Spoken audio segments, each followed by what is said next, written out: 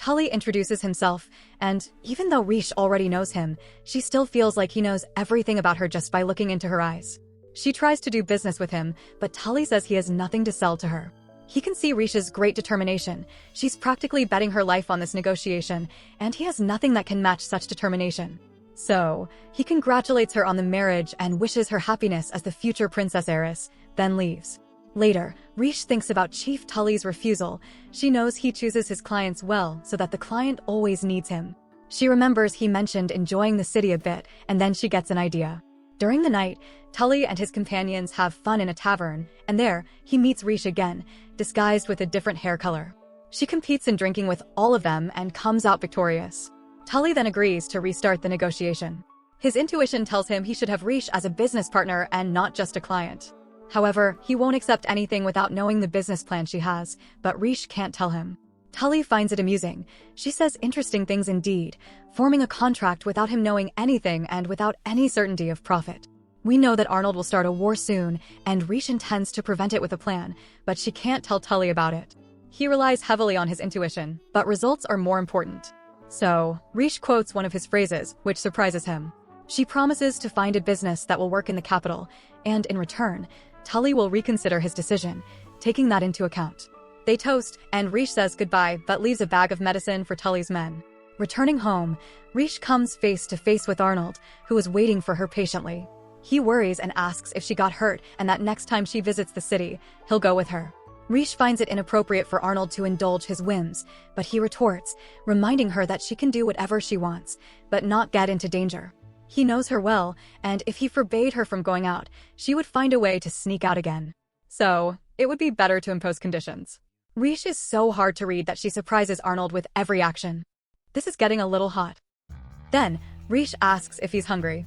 She makes soup for both of them, but she doesn't like the taste at all and apologizes to her prince. She didn't dedicate herself to cooking in any of her lives. Arnold tastes it and sees that it's good. Rishe thinks he must not have a good palate. But he retorts immediately, asking if she's thinking something disrespectful. But she denies it and thanks him. They eat the soup while Rishe explains the situation about the Arya merchants. Arnold, as always, says she can do whatever she wants, even though she didn't actually say the reason, just like she didn't tell the merchants. He leaves, warning Rishe about his younger brother and that she shouldn't get involved with him. She tries to find out why, but Arnold decides she doesn't need to know. Rishe decides to study about the city and its market, spending a few nights on it. Arnold talks with Oliver about Rishe cooking, even though she didn't know it was good, but he finds it strange that she used medicinal herbs in the soup. The next morning, while Rishe goes to her garden as usual, always accompanied by the knights she helped, they come across a homeless man sleeping on the ground. He wakes up and calls her sister-in-law. This is Arnold's younger brother, Theodore Augustine. He learns that she made that flower bed, which he refers to as a bed. He says there's something wrong in a certain place there, making Rishe approach. Then, he says he came to save her. She's Arnold's hostage, not a princess. Rishe says she knows all that and that Arnold has a lot of consideration for her. Theodore is pensive and then leaves. Rishe sees that Theodore introduced himself emphasizing as second in the succession of the kingdom. She found it strange. Her guards know Arnold's brother and his involvement, but they can't say anything about it. Sooner or later, Rishe will have to deal with this, but her priority is the deal with Tully. On the way, she sees Arnold discussing about keeping the protection of the people and not favoring the nobles, which the other man finds absurd and mentions that his father won't like it. Arnold tells him to put himself in his place. He sees Rishe, who feels a bit embarrassed at this moment. She then makes a gesture of strength, and he smiles again. Then Arnold intends to send letters to each noble, explaining that the guard will remain the same for commoners and nobles, and by protecting the commoners, taxes would be paid in greater quantity, so the nobles would have more money. In her studies, Rishe remembers that Arnold created several rules that prioritize the people, totally different from the impression she had of him. Returning to her room, Rishe sees a letter with a meeting point, signed with Arnold's name. But when she arrives there, she already knew she would find Theodore. Theodore talks about his brother, calling him a killer and saying he finished off their own mother. And soon, he'll do the same with Rishe. Despite being surprised, she doesn't fall for it. She states that she's fully aware of who Arnold is, and yet, she will still be his wife. This surprises Theodore, who asks if she heard what she just said. In response, she tells him their conversation is over, and it's better to deal with his brother. Arnold intimidates Theodore with just his presence.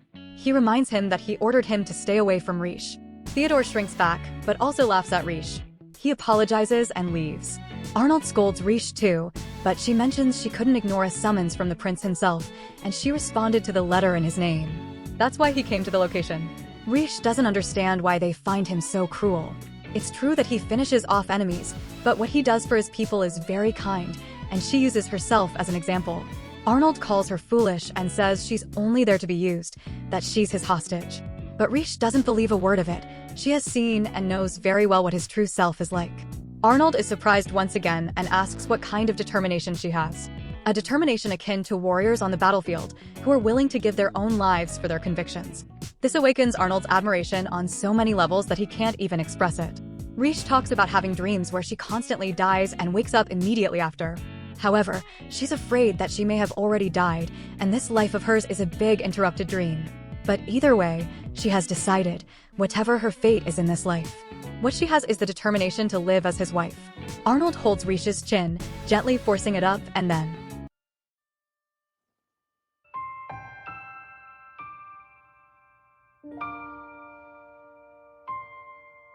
they kiss for the first time. Rishe can barely rationalize the situation. Arnold calls her foolish. She doesn't need determination to be his woman. The next day, Rishe finds herself thinking about her kiss with Arnold, wondering what that was. Her closest servant, Elsie, arrives and notices that Rishe has painted nails. Rishe was inspired by an Eastern custom.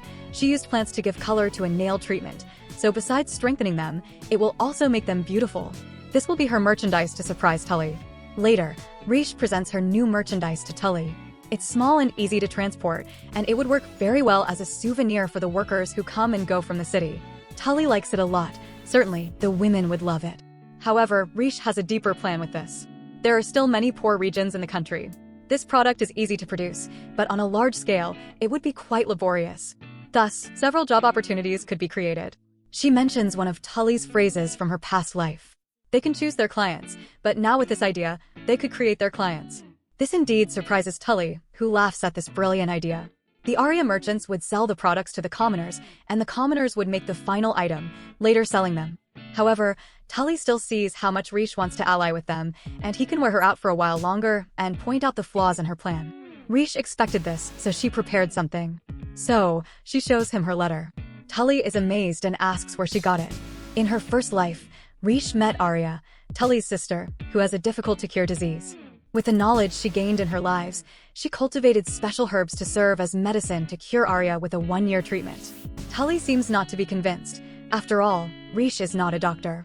However, she reminds him of the bag of medicine she left for his men, and it worked and cured their hangover. She made it herself.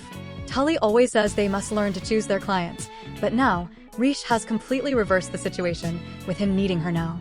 But she says she doesn't intend to use her sister as a bargaining chip, and she will leave the medicines with him anyway. All she wants is for him to help her bring the opportunity to the people who need it, because just like he has his sister who needs help, other families also have their loved ones and children who sacrifice their dreams to bring sustenance to their own families. Tully is so astonished to hear these words that he immediately kneels before her. He sees how immature he has been all this time. He didn't even consider this case regarding the poorer people and is ashamed of his arrogance. And thus, the Arya merchants form an incredible alliance with Rishe and the Empire. Later, Rishe feels happy to have finally succeeded, but she can't stop to celebrate. As she gets up, she feels dizzy. She lost several nights putting her plans into action. Then, the 2 knights who always accompanied Arnold appear. Rishe asks Camille, the redhead, to call Elsie. Meanwhile, the blonde man went to find Oliver to check on the princess's condition. But when they get there, Rishe has disappeared. And so, we find out that Elsie and Camille work for Theodore, and they took advantage of Rishe's indisposition to capture her. I really wasn't expecting this twist.